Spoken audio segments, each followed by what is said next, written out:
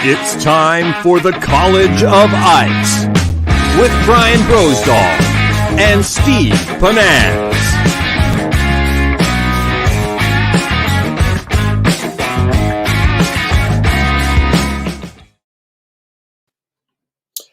Hey guys, welcome to College of Ice, episode 11 tonight. We're excited to have you guys on here. And I really like to thank everybody that's been tuning in. We've had some exciting stuff. Our next show is going to be a week from tonight, Wednesday the 23rd. Also, we've got some pretty exciting news to share with you when Bro gets on board, so we'll get to that. Hey, I'm getting out on the ice myself. Tomorrow we're heading up to Lake of the Woods. We're going to stay at Borderview Lodge. We're going to be taping a few episodes of Stone Cold Fishing. It's a vignette that airs on Fox. You guys have probably caught it. Airs on the different Fox regional networks. So we're going to get 3 or 4 of those done in the next couple days.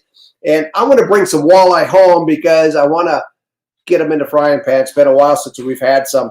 Hey, we've got a great show tonight. We're going to cover a topic that's not really been covered a lot in either the press or what, but we're going to focus on targeting big bass through the ice. We're going to target mostly largemouth tonight, but maybe a little smallmouth as well, so we're going to go into that.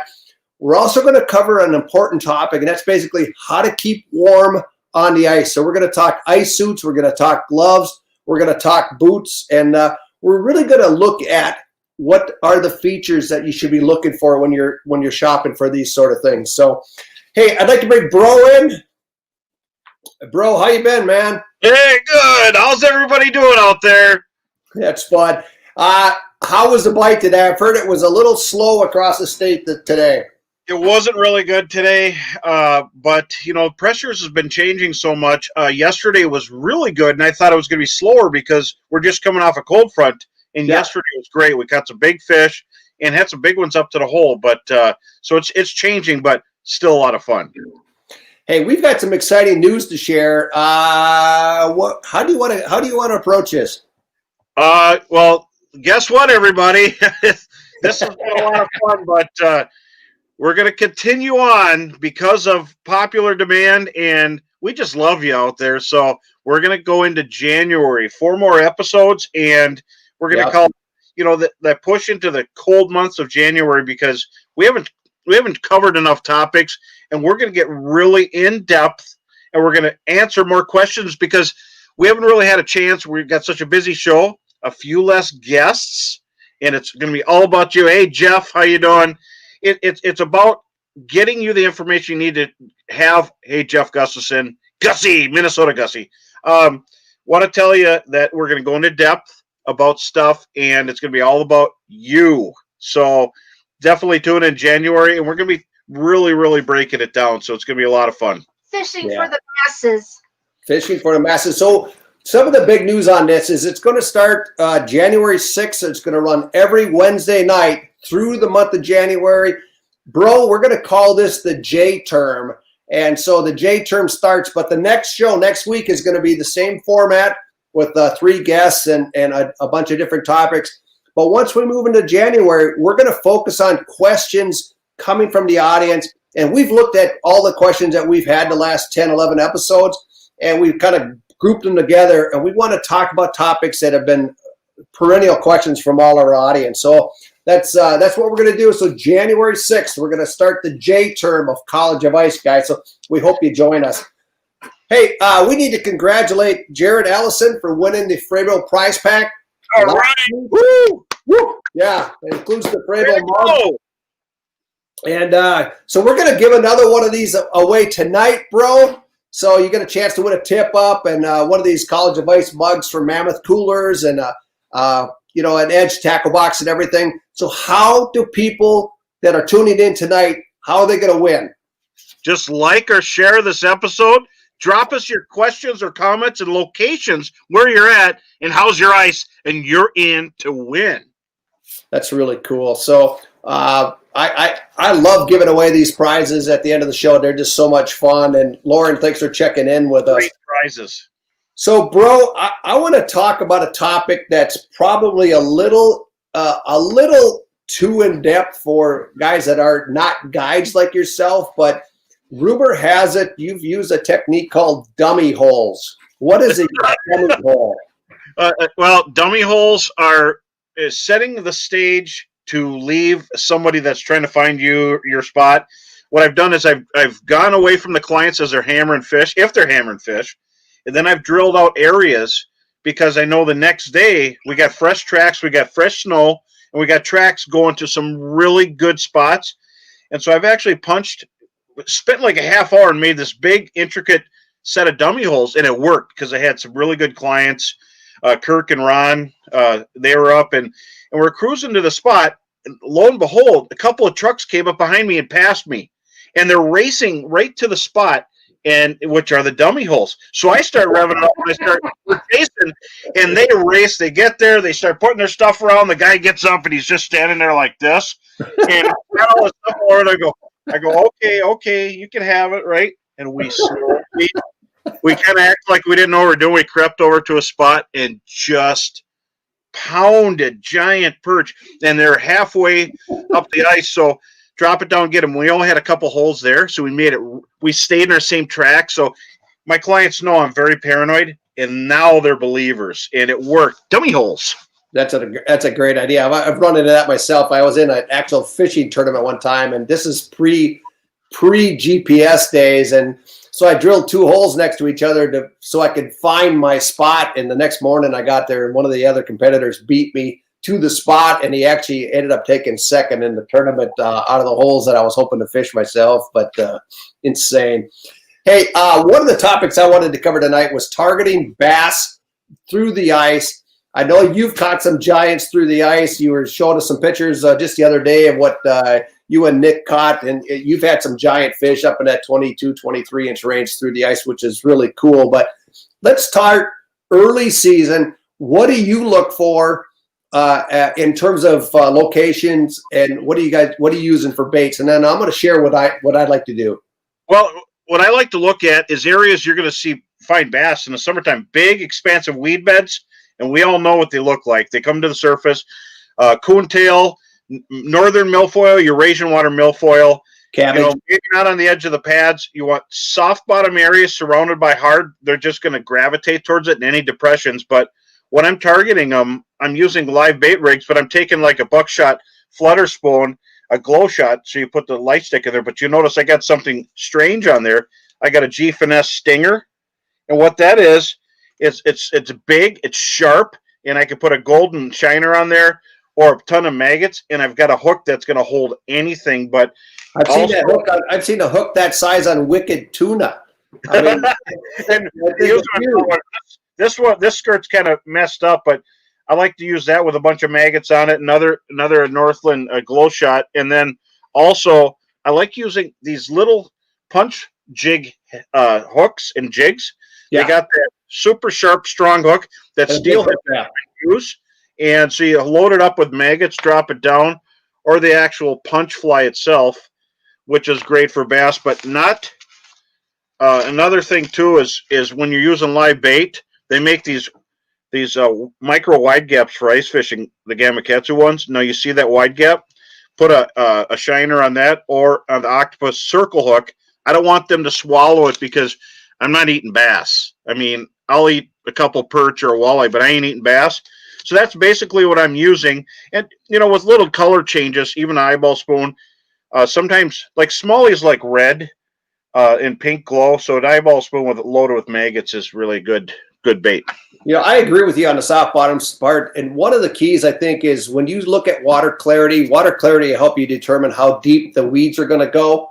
And that'll help you determine how deep you should be fishing. So if you got a really turbid lake and you're looking at water clarity of 6 inches or a foot and a half during the summer, those weeds are going to grow to maybe 6-7 feet. So you're going to target that shallower water. But in clearer lakes, you might be looking at 15, 18, 20 feet for that deep weed line. So you're going to be fishing some of those deeper areas. But bro, one I like to use in this time of year is I like to run tip-ups with no leader on them, just a fluorocarbon, say a 15-pound fluorocarbon on a single hook, and run shiners. And I can't tell you how many great days I've had fishing bass, targeting bass through the ice and catching, 15, 20, 25, 30, 35 flags a day when you're out there. It's a ton of fun, especially when you're out with someone that doesn't fish a lot or kids, and you can rig a rod. Okay, so let's move on to mid-season. At that point, the bass definitely slow down, probably more than any other species, and that's when the little ice flies really do kick in, don't they? Absolutely. We catch a lot of fish on micro stuff, and even like a quick tips from Frable, the Ice Hunter series, and even the old bro ones. That soft tip. It's fun to have 3 pound test and a bass just spooling you, and they got nowhere to go. Sometimes they can wrap you on a weed, but most of the time there's nothing for them to wrap in. So you're just catching this massive bass on light tackle. And in the summertime, it's pretty hard to do because you got weeds to bury in. And so super big bass are available. And I think Kai's got a picture of one of them that I got. Yeah, look at that. Monster fish. I mean, these fish, I've caught a lot of fish that I would say are between 6 and in the 7 pound range. And Minnesota does have fish that big. They're hard to get in the summer because there's so much weeds. There's acres and acres of weeds, and it all boils down to micro areas. But then we want to be conservative, and because they're easier to get, and they love shiners, golden shiners if you can get them. And if you can't get those, they'll eat sucker minnows. I know I fished Minnetonka before, and they love sucker minnows over there. They do. Yeah, I saw a note about using mono leaders. I do like mono, but when you run into pike, fluorocarbon gives you a little extra margin of error, and it's got a little tougher shell on it. It can shrug off some of those bites and stuff. Absolutely. So let's move into late season. I mean, late season is one of those deals where emergent vegetation can be amazing. We're talking cattails, we're talking bulrushes and things. They're dead, but they do absorb heat from the sun, and they radiate it in the water. So you got to be careful in terms of the ice. But bass and crappie and bluegills and pike and everything move into that stuff. And I'm talking 2-3 feet of water. Kai, go ahead and run that video of the bass. This is what I'm talking about, where you're actually fishing super shallow for fish in this heavy, heavy cover. And this is actually deeper than a lot of spots I'll fish. You might be a foot down in 2-3 feet of water, and you got these bass just coming in right underneath you. And it's a blast. Funny story. I had a brother fishing with me one time, and there was an empty spear hole cut in the grass, and he looks down. He says, "Oh, there's a giant bass coming in." He goes, I got him. He sets the hook. The bass actually jumped out of the spear hole like a regular summer fish, threw the hook, and fell back in. And the look on his face was insane. It was unbelievable. Oh, that's hilarious. I've had him run into the ice where it's clear and you can see him fighting underneath you. That fish, in the photo you might have seen, there's little patches where it's all ice and a little snow. I watched the fish fight under the hole, and he banged his head on the ice, but he's trying to knock that hook loose. But I think sometimes if your bass is upside down, then it's knocked out. You ready? Yeah, when they try to jump too hard, hit the bottom of the ice, they don't feel it. That's good. Hilarious. So any other things on bass that you wanted to cover? Well, just remember that they like baits with a lot of moving stuff like maggots, or if you're going to use waxes, gob them on. Yeah. You're talking about this is something that eats like a bluegill, but way bigger. So just, take even some of these glow shot spoons and load them up. And that little light stick in there really makes a difference and helps them see for a distance. And there's one upside down right there. Load that up with maggots or waxies, and that's really gonna get you some bass. But always have shiners down, I think. Yeah, and I do think a key is you're probably putting 3 to 5 maggots on that thing, and you want to make sure that hook is large enough, because you'll run into 3 to 5 pound fish, and you've got to have enough hook gap to get them in the to the spot. So, hey, we've got Charlie Davis from Frayville coming in as our first guest tonight, and bro, I've been looking forward to talking to Charlie for a couple things. He's really stuff. That guy, he knows his stuff. He loves fishing. He's a family man, and he wants us to have the best stuff that there is. So he designed some great stuff, and he's got great engineers. Tim Makos, obviously, is really a great guy to work with, too. So Charlie is great to talk to. So, Charlie, welcome to College of Ice. One of the things that's the quickest way to ruin an ice fishing trip is to get cold. Get cold, and I really wanted to talk to you about what are some of the features that any ice angler should look for in a suit and an ice suit. So, kind of take us through what you look for And let's start with bibs. Let's just start with bibs and say, what are some of the features you should be looking for in any suit that you're considering buying? Yeah, thanks, guys. And I've really enjoyed the past 10 or 12 episodes. You guys are killing it. So I'm proud to be associated with this brand and have you guys helping me out along the way. I value your input and thanks a lot for everything you guys are doing. Thank you. When it comes to picking out ice apparel, there's really three things that I think are most important. And this will really come down to bibs, and we could talk jackets as well. You know, the ability to self-rescue. We're all wearing this. We have the ability, you know, to hang these ice picks from both our jackets. We include them with all of our jackets, but you can also, if you're not wearing a jacket, you can put them on with your bibs and the holsters. Really, safety has got to be number one, especially right now when we got people on thin ice or new ice, black ice.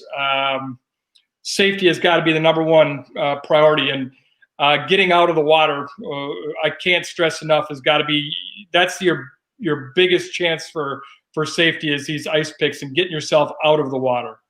Charlie, and bro, I've told you this. I went through the ice on purpose for a video project, and I learned two things. One, it is scary to go through. I don't care if you're even planning for it. It is scary. And number two, when you're in the ice and your hands are up there and you're trying to get up, there is nothing to grab. No. So without picks, you're not going to get out, especially if the water's over your head. You're not going to be able to get out unless you get lucky and somebody comes by or something. But I was shocked.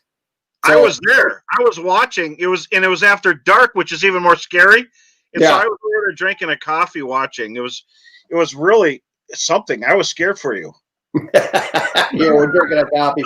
All I know is that without them. So yeah, you bring up safety. I think we can't stress that enough. We got to be safe on there. But the next thing I would say, Steve, is ergonomics. You know, our engineers spend a lot of time looking at the ergonomics, and just wearing a standard pair of snow pants or ski pants isn't going to cut it. You need the right materials, and really that ergonomic, to have padded knees, padded seat after sitting on a bucket or sitting on the ice, or you mentioned Tim Makos. He fishes on his knees more than anybody I've ever seen. So you need to have those padded knees. You need to be have your pants designed for the action that you're doing. It's going to cut down on fatigue, and it'll just make you more comfortable and able to fish harder and fish longer. So ergonomics is the huge part of what goes into engineering of our ice suits. So, bro, what's the first thing that happens if you kneel down with the wrong pair of bibs? That shard goes through your kneecap, and then you got a long day in the emergency room. Definitely, you want to have padded knees, and it makes a big difference to have that, and you can kneel longer. And, you know, another thing, too, is those cookie cutter suits out there, when you kneel down, they pull up on your pant leg, and you can see what color socks people have, and snow goes up your back of your leg, not the Frable stuff. Designed ergonomics for kneeling, moving, designed for a human form, not a cardboard cutout. Yeah, no doubt about it. Or when you see that flag trip and you need to run across the ice in a foot of snow, you want to be able to have some make active movements in your ice bibs. No doubt about it. Absolutely. And then the other thing I wanted to talk about was just the zipper on the leg. I think it's really key that you don't have to take your boots off or on, you know, to get your bibs on. You want to be able to just zip that thing way up to your waist, get the pants on or get the pants off without taking your boots off, because it can get awful chilly out there, especially after dark. You know, Steve, that's another thing that we take into account, and what we do might make our product, over-engineered, but we use high-quality branded zippers. So we make sure that those zippers are high quality. They're branded. As you mentioned, we have those zippers that go up over your knees, up your thighs, so you can get them on and off real easy. And we use branded insulation and reflective materials. We use 3M Thinsulate.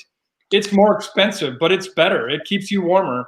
So look for those branded materials when you're picking out a suit.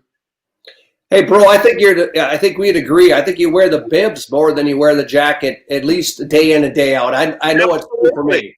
I do, and what happens is the suit is so warm, the bibs are so warm, and you're drilling holes, you're active, you're kneeling by holes, and so I'll start sweating. But now the last couple of days here, when it was below 0.6 below with a little bit of wind, the coat was on. I mean, but if you're moving around, those bibs are just, number one, they're the most important, and number two, it's still nice to have a coat. If you're sedentary, if you sit down, you're going to freeze solid if you're moving a lot and you don't have your coat on.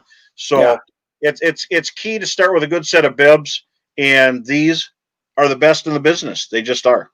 Yeah. So Charlie, let's move on to jackets, because I think there's some features in jackets that are very important. And I think for me, it starts with the shell. You want wind and waterproof, but that hood is also extremely important, especially when the wind's blowing. No doubt about it. Once again, our engineering team has designed a hood that is ergonomic. So it's large enough to fit over a ball cap and a toque. That was for you, Gussie. And then gives you adjustability. So when you're in the wind, you can tighten it down to fit closer to your ears and not get any of that wind noise. In general, when you're out there in a bucket or on the water, you're going to just put your back to the wind, and you're going to need that hood to really be your protection from that real cold wind coming up your back. Yeah. And the other feature that I like is having the preformed elbows. So you're not trying to keep your arm, you never do keep your arms straight ever. And so to have a jacket that's actually built where your arms are already kind of pre-built, it reduces fatigue. It just makes them a lot more comfortable. And I know Frabill offers that. I'm not sure how many other companies do, but that's a feature you should really be looking for. Yeah, you look at how we've exaggerated. When you look at your arms, they're not straight. So look at how your arms are flexed when you're fishing. We've exaggerated that inside our coats, and there, Bro's got a good example. Even when the coat's on the hanger, those arms are in full, a good athletic position, and they're ready to fish. That's awesome. It will cut down on fatigue for sure.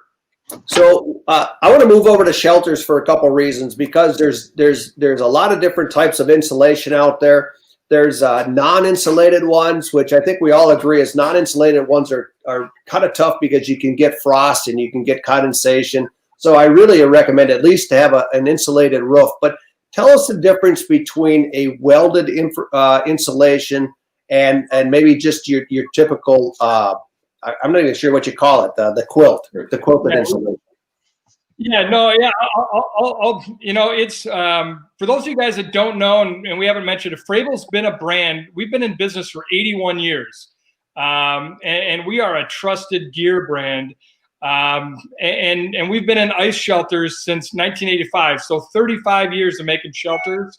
And we have a strong legacy, and I can't thank the engineers. We got such high quality product. It makes it fun to be a part of the brand. When it comes to insulation, if you look at our new Ice Hunter flip over shelters, we have 4 models: a one-man, a two-man front door, and 2 large side doors. We have a shot of the 195. Kai, go ahead and bring that up. Yeah. So here's the 195. That's going to be a 2-person front door model with welded insulation. So the welded insulations, it's lightweight, offers good insulation, and it's going to be slightly less expensive. When you get up to our side door models, like our 200 and 285, that have the side step and the vertical front door, the vertical front wall, you're going to get a quilted insulation, and that quilted insulation is going to allow for us to put 120 grams of insulation between those 2 layers of insulation of material on the inside and outside. That quilted, the way those fabrics are quilted together, it creates a larger dead airspace between the outside and the inside. And that's what keeps that insulation value really, really high. So your warmest shelters are going to use a quilted insulation. So once again, if warmth is the most important thing, you're fishing up by where Bro is, you're going to want a quilted insulation fabric on your tent. So, Bro, I know you've had a lot of experience with both the welded and air. I've been in units, especially other brands, where you look at some of the seams on that welded, and you can see little pinholes coming through, and it seems like you get frost coming through. What are you experiencing in terms of quilted versus welded? I'm telling you that the welded's nice if you're running gun and you're drilling a lot of holes, moving around. I like the flip style. I like the 185, but I'm gonna bump up and use the sidestep model, because if I'm going up to Lake of the Woods or Red Lake and I'm going to really hit it hard, but there you're not moving around as much. You're waiting for the fish to come through because there's a gazillion of them. So you want that quilting and that warmth. And I tell you what, it's so warm in those things. A lot of times I'm shutting the heater off. I can't take it. But it is important to look at, what are the key elements, in the features. So whatever fish house you're looking at or whatever suit you're looking at, you really want to look at the features individually so you can make a good informed decision to make sure you got the right product. Because again, Charlie, you've been out there. If it's 25 below and you're miserable, you're not going to be fishing. At least you're not going to be fishing effectively. So it's kind of nice to have, to make sure that you stay toasty. Yeah, no doubt about it. It's those little things that you need to look at when you're making a purchase. And I can't, reiterate the branded materials, the zippers, the branded insulation. You really got to pay attention to those details. You do. Well, Charlie, hey, we really appreciate you coming on tonight. I see you got the Christmas spirit going on behind you. Yeah. We hope you guys have a Merry Christmas, and I hope you come back for the J term of College of Ice, because maybe we got 4 more episodes coming up in January now. So I hope you can tune in and check it out. Merry Christmas. I'm excited for J term. I know that our marketing team has been working really hard, and I'm sure that I'll be a part of answering questions from all of our viewers. So thanks a lot. Yeah, Merry Christmas, everybody. And Steve, Bro, we'll see you guys soon. Thanks, Charlie. Yep. Bro, isn't it fun talking to somebody that knows so much about products? I mean, I a few years ago, I had never looked at the insulation type on a fish house or the features in a suit, because it looks warm and you got to break it down. So it's exciting. Hey, yeah, great. And so is we got such a great staff there at Frabill. When you think Charlie, he's been in the business, he's been in the industry, fishing industry, for so many years. And you've got Chris Leonard, you've got Tim Makos, you've got Chris Russell, you've got Alan Gurton, you've got this talent, and they're just winning awards at ICAST. We got the super team, so you're going to see some really cool stuff, and it's just starting. I think it's really cool. So, Bro, if you get on the lake, typically. Ryan. Sorry, Ryan Fleckner. I thought you'd mentioned him, although I brought him on board. He was awesome on there. Hey, one of the first things that gets cold on the ice, and it's your hands. And Bro and I ran into a situation with Bro a number of years back where we got on a big school of perch, and he was fishing up a storm. You remember this trip? And his hands got so cold because he was fishing without gloves. He says, "You take over the school." And then I would fish hard to keep it active. And then when my hands died, he went back to the hole. It was kind of fun. But, one of the guys that's really made a massive change in the fishing industry is Tim Mossberg, owner and founder of Fish Monkey Gloves. A few years ago, I ran into Tim at the ICAST show and really had a chance to sit down with him and go through the gloves that he was selling. And he started off with gloves in the sun protection side of things. And I've had issues with sun protection. I've lost pigment in my hands from too much time on the water. But he started looking at winter gloves, and he blew me away when he started this. And now, Bro, I know the same thing is true with you. So I wanted to bring Tim on board tonight to talk about gloves at a level that has never been discussed before, at least in a forum like this. So, Tim Mossberg, love to have you join us. Good to see you, man. How are you? Hey guys, good to see y'all. Thanks for having me from the great north, huh? Yeah, it's a little cooler here. So Tim is based out of Destin, Florida, and a few years back he came up to experience Minnesota cold, and I think we had the warmest weather of the year. There he is. Yeah. He knows how to catch fish. I'm telling you, this guy caught walleyes in Minnesota through the ice last year. That was a great trip.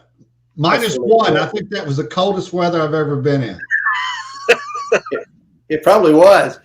So, Tim, you're a passionate angler. I mean, I know you love to fish offshore and saltwater and things, but you're really wired to fish. And I think that really helps you in your design processes because you understand what fishermen are looking for in a product. And gloves are one of those products that it's so easy to build okay stuff, but you're committed to building the best. And kind of take us through how do you start the process? And let's just use your Yeti glove and your Yeti mitten because I know Bro's a big fan. I'm a huge fan. Take us through the process of how do you build a glove that's like this? So well, thanks for having me, and Merry Christmas to you guys. Thanks. So really, the first part was seeing what was available and then getting feedback from pros on what they like and what they dislike about a product, and then really work from there. So you kind of work as an engineer to uncover the faults of a product and improve on what's out there. And so when we started working on our winter glove line, and certainly on the ice fishing line, thanks to you guys, it was all about here's what we've had in the past, here's what works, what can be done different. And because we had the experience in creating very technical lightweight fishing gloves, and we knew how to manufacture and design and use those type of fabrics, that added into the concept of, all right, how do we make a heavy glove that still acts like it's light, but gives you tons of warmth, good insulation, but great dexterity, but also something that's tailored and the quality is there so it's not blowing out, so you get years worth of use out of it, and they function well. They do like they should for the purpose that they've been made for. So again, it's not a inexpensive product that goes out and doesn't work.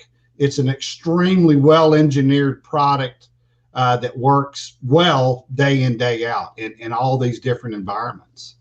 So, Bro, I know you wear the Yeti glove probably on a daily basis. Kind of take us through a couple of the features that you really like about it. And then, Tim, I'd like to talk to you about how those were developed.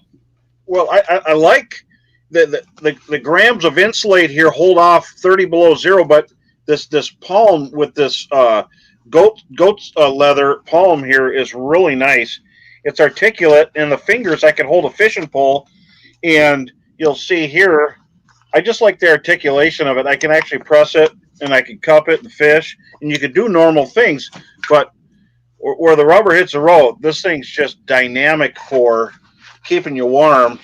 And you'll notice that inside there's a never seen this before, and when Tim was talking about this from the beginning, this actually spreads the heat around, and this is nobody's got this. This is really cool. This glove is safety in mind. It's got reflective material and true materials like Thinsulate and heavy denier fabric. You're not going to blow out the side of this glove. That's one of the things I talked to him. I said, please, we need something that's not going to blow out. Then he over-delivered. And it's got a little cell phone tab here. The stitching, the pre-curved, everything about this glove, a little squeegee to clean your glasses off. And, of course, your nose drips. It's like a whole box of Kleenex right here.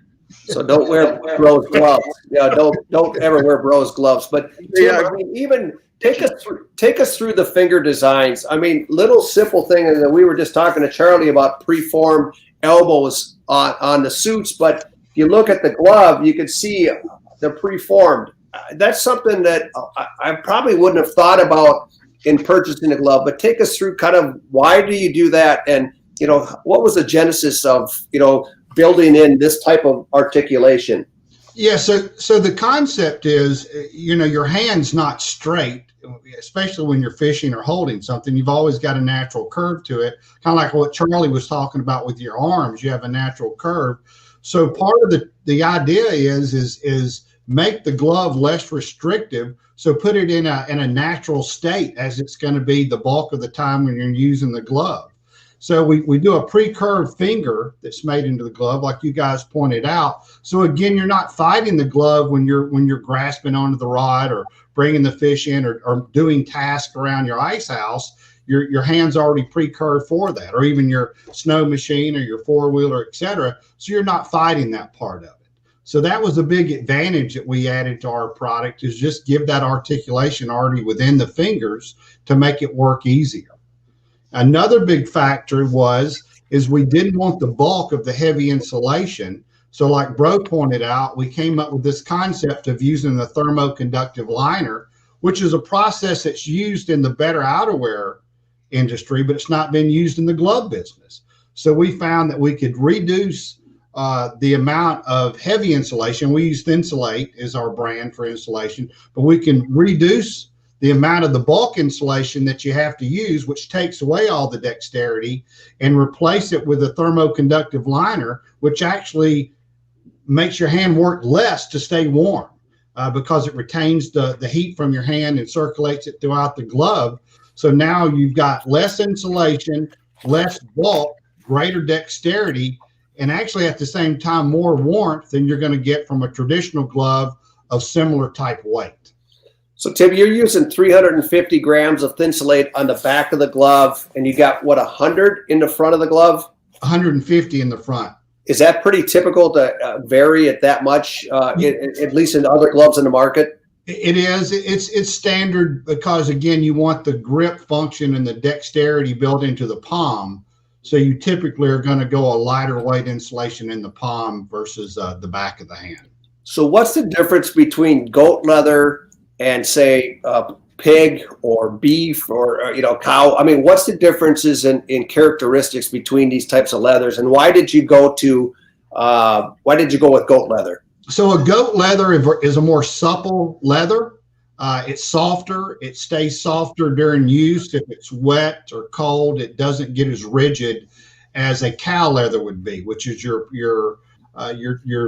primary leather that's used in most of your work gloves. But that leather would be way too rigid for a glove that we want to handle the lighter weight tackle that you're using, to have the good feel and dexterity on your snow machine, to work your electronics. I mean, we even put in the touch screen on your index finger so you can work electronics. If you had a real heavy leather like a cow leather, that's going to make it much too rigid for that.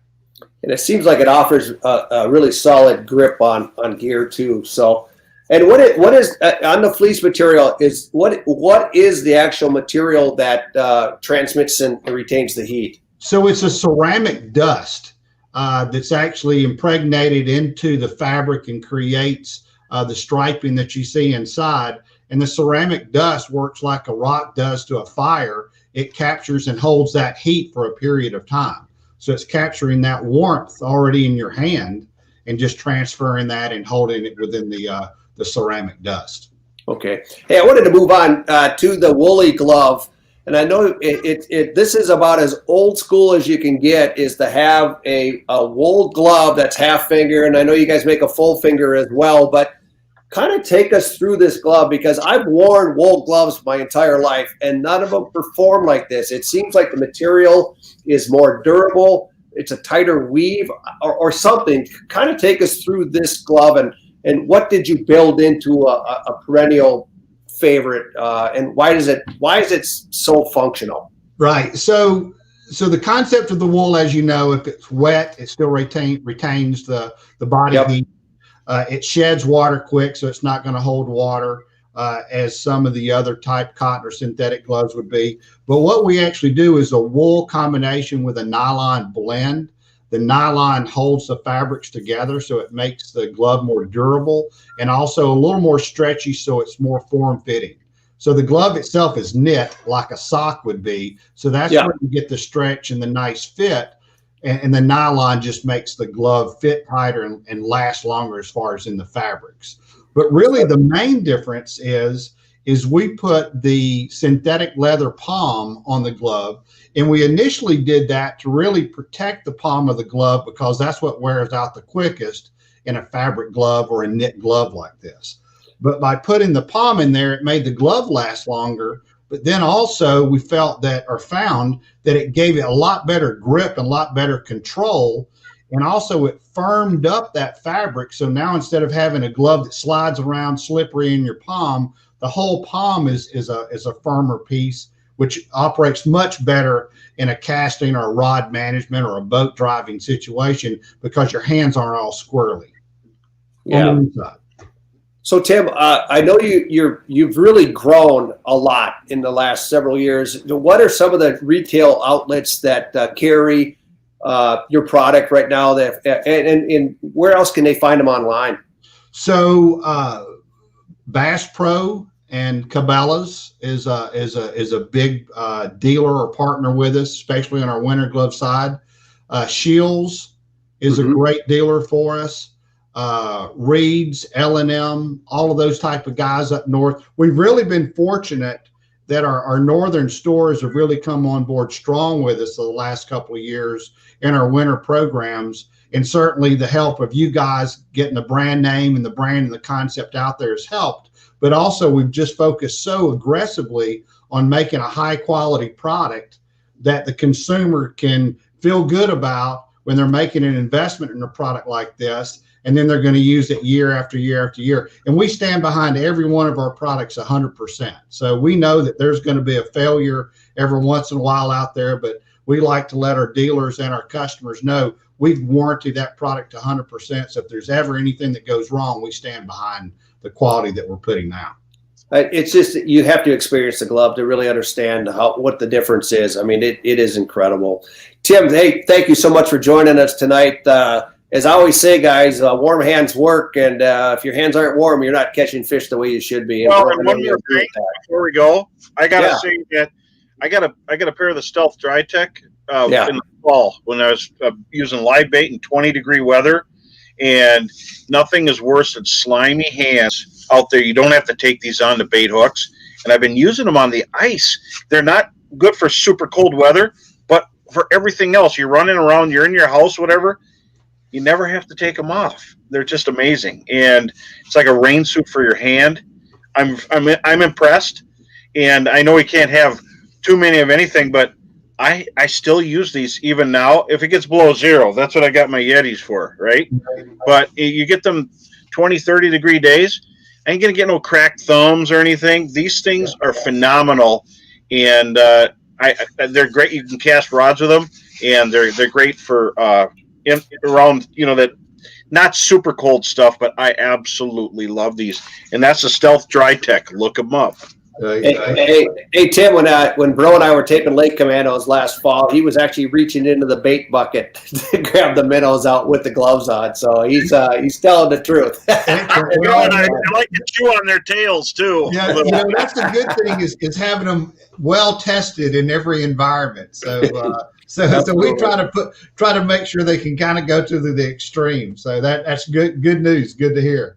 Awesome. Tim, thank you so much for joining us. Everybody, Tim Mossberg, founder and president of Fish Monkey Gloves. Thanks so much for being here. Thank you, guys, and congratulations on the success of your show. Thank you. Thank you very much. Thank you. You have a great night. Hey, Bro, before we get to Cody Haynes, I wanted to touch base a little bit on boots because we got like a minute. But what are the boots that you're wearing on ice right now? Well, I've got a little mix of the old military surplus here. If I hold it, where do you find those nowadays? I haven't seen they're hard to find, but if you find them, grab them. They're just nice. They're waterproof. But I've been using these lacrosse muck boots, and let me bring this back up now that we're full screen. That's the Army surplus boot, and this was designed. You could immerse them in water, and the insulation is completely sealed in. They're hard to get. But this lacrosse muck boot is really nice. You could roll it up to your calf. And last year we had slush in some lakes that was over everybody's boot except for mine. I could roll these up. But if you're going to be sitting, this is not going to be good for your feet. I've heard the Baffins are really nice. The real heavy duty snow monster. I might look at them. And I've got some Irish setters. I like those. So you can never have enough boots, especially in the business we're in. And but the military, if you could find them, just as a spare boot, and try this other stuff. I've been wearing the Ice Tech from Irish Setter the last 2 years, and I've had the Iceman, I've had the Sorels, I've had all the different pack boots. And what I didn't like about them is they didn't have ankle support, and they were hard to walk. Obviously, they were warm, but they weren't comfortable. But Kai, I know you have a photo of this boot. If you're looking for a waterproof, well-built, lightweight, I love the BOA way you don't have to deal with ice on the laces and things. This boot has served me well. I have not had it out in 25 below zero, so I can't testify to temperatures at that low. But it's a boot that I wear much more than I should be because it is so comfortable. It's really awesome. Hey, I want to move on. We'd love to bring Cody Haynes in from Fleet Farm. Bro, I know you feel the same way about Fleet Farm. These guys have an amazing, really their inventory is insane, and there's rarely a time where you walk in here and can't find what you need. And so I'd like to bring Cody Haynes in. Welcome to College of Ice. How are you? I'm doing well, guys. How are you? How's it going? I'm pretty good. Just got off the ice about an hour and a half ago. Good for you. Yeah. What did you catch? Well, we were going after crappies today. It's a lake I've never been on up here, so more searching than anything. But we started to get on them right around 5:30, but we had to get off the lake because I had to get back home. So I'll be going back out tomorrow. So you're based out of Baxter, Brainerd area, and so what's the ice? What are the ice conditions right now? What are you finding there? So what I've been seeing on some of the smaller ponds is we're approaching 5 to 6 consistently, at least up where I'm at near Cross Lake. Some of the bigger lakes like Gull Lake, Cross Lake, the Whitefish chain, we're seeing 3 to 4. They just capped over not too long ago, and the weather hasn't been the greatest, but I'm hoping these cold temperatures stick around for a while so we can start building some good ice. But I wouldn't say I'm comfortable with the real big lakes yet, but the smaller ponds I would say are fairly safe to walk on. But safety is key. That's great. Yeah, I know some folks are venturing out on Mille Lacs, like Twin Bay and some other. I'm hearing that. But what are you hearing in terms of Mille Lacs? Because you guys aren't that far away from there. Yep. So Mille Lacs right now, they're seeing 4 to 4.5 consistently. I think they were going to start allowing some walkout traffic out of some of the resorts this weekend. One of the resort owners was out at Pope's Reef, I guess, and he was seeing 5 to 6 out there. But they're not real confident then unless we start getting some cold weather that it's going to be safe to drive any ATVs or anything out anytime soon. But yeah. I saw a video today where a young man was showing 5 to 6 inches of ice, and then he took about 10 steps and took his chisel and went right through it. So it is there's fishable ice, but you got to be extremely careful. Hey, if somebody was come to Brainerd, Baxter area, what are some of the hot lakes that you would recommend for winter, say, panfish? Panfish? Panfish. Oh, I don't want to give away too many secrets here. Come on. But we're going to go fishing for walleyes, maybe, or pike if they want to target pike or bass. Yeah, the Whitefish chain is great for that. It's made up of 14 different lakes. Cross Lake, I've been doing really well on Cross Lake the last 3 years with walleye. I have to move around as the season gets longer, but I've done really well out on the rock reefs out there. Lower Whitefish and upper Whitefish have also been very good for walleye the past couple of years. If you want to get into pike, I recommend those smaller ponds or those back bays that have a lot of good weed action going on there, and 5 to 10 or even 16 feet of water. We do really good with pike there. Gull Lake has been pretty good off Government Point there and out by Hole in the Day where they hold JC's Ice Fishing Extravaganza. That's really well for walleye out there. So a lot of spots right in that area. It's just loaded with lakes and spots. Oh, yeah. And we've been going to Fleet Farm for over 20 years, that location. We started with the Brainerd JCs, and for the last about 19 years, we've been doing it on the Bro Roadshow And it's a great location and a lot of traffic, and it is a giant fishing department there. And just enjoy being there. And tell everybody hi for Bro. Absolutely, I will do that. Hey, Cody, I know you guys do some custom baits. Companies like Berkley, you do the flicker shads and custom fleet colors. Are you doing that with a lot of companies, or what? And is it a popular program? Last year we had just started getting into it with Rapala, Viper. We had Viper custom jigs with doing custom colors there. But this year we've got a bigger selection of Northland tackle with a lot of custom colors, which is awesome, especially going into those tungsten jigs. I mean, tungsten's really popular now, and especially with early ice panfish, they're selling. I mean, I picked up quite a few myself before I came out today. So what are some only available at your store? So if you get a buckshot rattle spoon in a custom color, you can't get it anywhere, not even from the shop. You have to go to your store to get it. Exactly. That's cool. So what have been some of the hottest baits that you guys have been selling this year so far?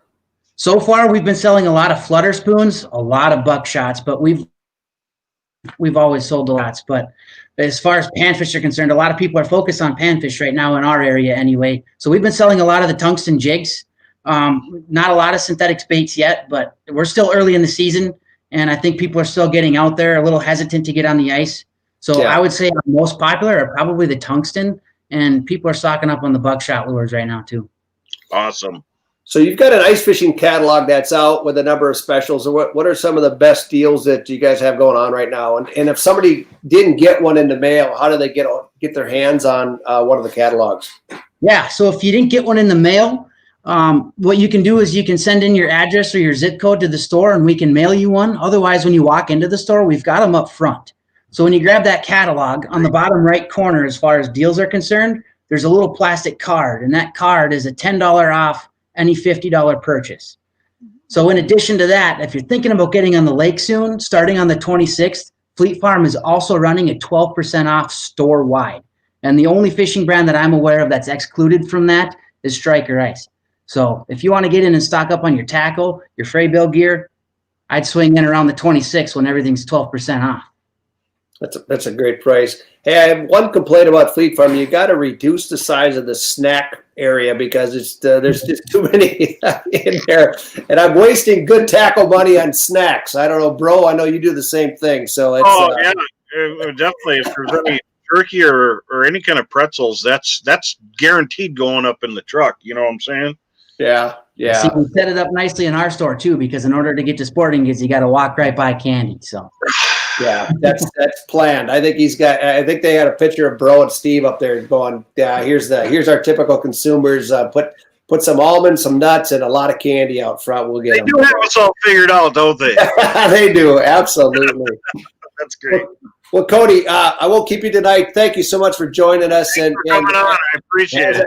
thank you for having me. I gotta say thanks to you guys because you really do carry a phenomenal selection, and that makes life easier on us. So if we need the right line, the right jig, or whatever, you've got it, and that's been consistent over the years. So thanks so much. We really appreciate what you guys have been doing. No problem. And if anybody ever has any suggestions, feel free to let us know at the store because we've been known to be able to work our magic once in a while getting new products in. Well, I have a appreciate great that. Christmas, and I know that you are great for helping them figure out what kind of tackle to bring in. And thanks for coming on. You're really helpful to that store chain. Hey, no problem. Thank you very much. I appreciate it, guys. All right. Have a great night. You as well. Merry Christmas. Yep, you as well. Boy, you could tell he's a hardcore, and I think I think when someone fishes that much, they understand what anglers are looking for, and not only the selection, but also kind of just the timing and everything like that. Hey, bro, I know you're a fan of plastics on ice. I wanted to bring up a couple baits tonight. One, I want you to talk about it. The other one I'm going to talk about, but the bait that I've really had tremendous success with the last couple of years for bass but a lot of sunfish and a lot of crappie is the Berkley Mayfly. And what I like about this jig, and Kai, if you could bring that photo up, it would be awesome. But what it is, it's a bait that's designed out of power bait, and when you put it on a small jig, with all those appendages and those long tails and things, the bait glides extremely well, and it acts more like a bug kind of swimming through the water. It's not one of these soft baits like this. It's when you jig it, it glides, and it seems to trigger a lot of bites. The other one that I wanted to talk about was the eyeball spoon. I know you're a big fan of the eyeball spoon, and what was the background on the eyeball spoon in terms of, you know, when do you use it, and you know, more about the kind of the design? Yeah. Well, the eyeball spoon is nice for a concise, smaller spoon. You can see it up there. You could use it like a jig, but it's got that real taxidermy eye. So I've always wanted to have a jig with a treble hook, because jigs are a great way to present bait to the fish, and they took the step way farther and loaded up with a minnow head, maggots or waxies. Phenomenal for perch. It's just the right thing, and it's something about it that triggers fish. And on Red Lake, deadly. And here's some plastics that I use. This is one of my designs. This is the water flea, and this is really popular, like in the Dakotas, in those freshwater shrimp lakes. You can see how soft it is, and I'll use that on a punch jig head, and works. Oh, it just bit me. It's so realistic. They put teeth on it. Hey, bro, that actually leads up to my question tonight. Clearly, there is something in your mug tonight. What do you got? What do you got in that mug tonight? I got a little bit of shaved lake ice and maybe a few minnows and lake water. Add a coffee in every mug. Yeah.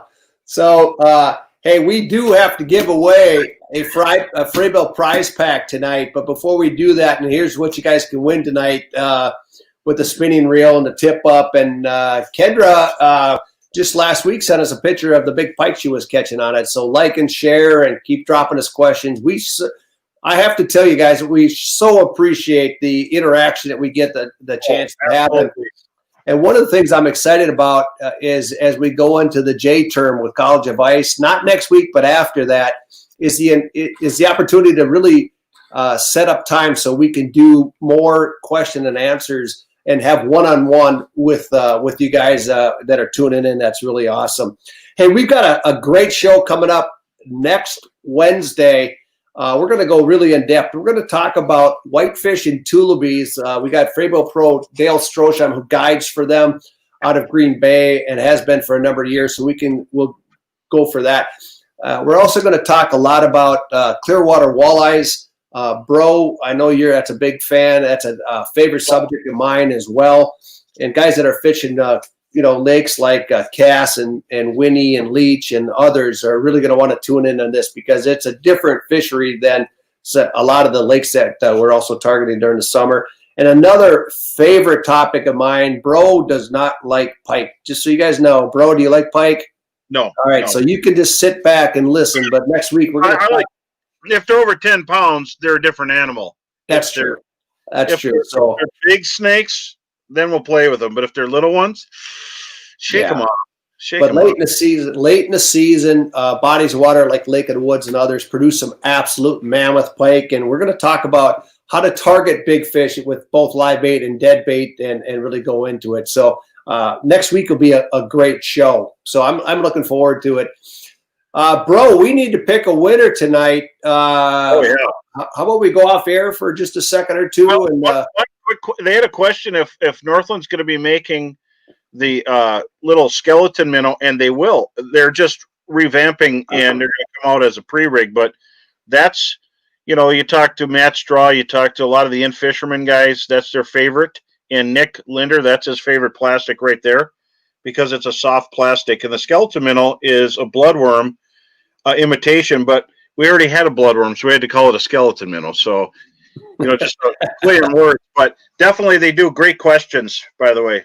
We've had some great questions. I really do look forward to the chance where we can have time built into the show to really go into depth on some of these questions. So, Tony, absolute, the prizes have to be in the U.S. Strictly because of law changes and things. But hang on, guys. We're going to be right back with the winner for this year's show. So hang with us. We'll be right back.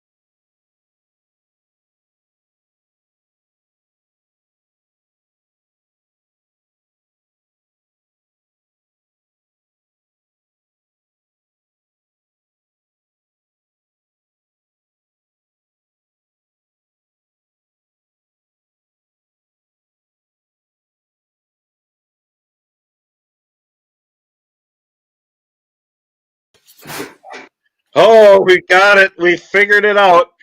We have a winner. Eric Bro. Jeanette Bush. Eric Jeanette Bush, you have just won the prize package. Woo! Here's to you.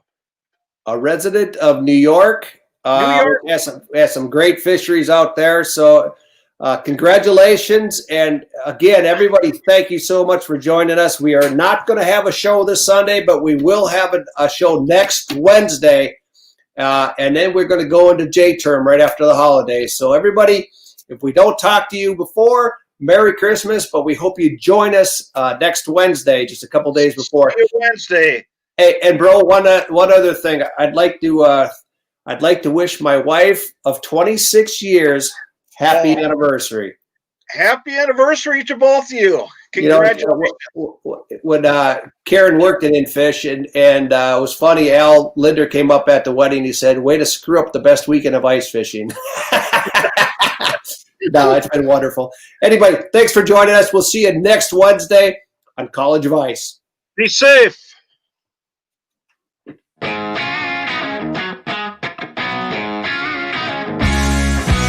Thanks for watching this week's College of Ice. Stay tuned for all new episodes coming up.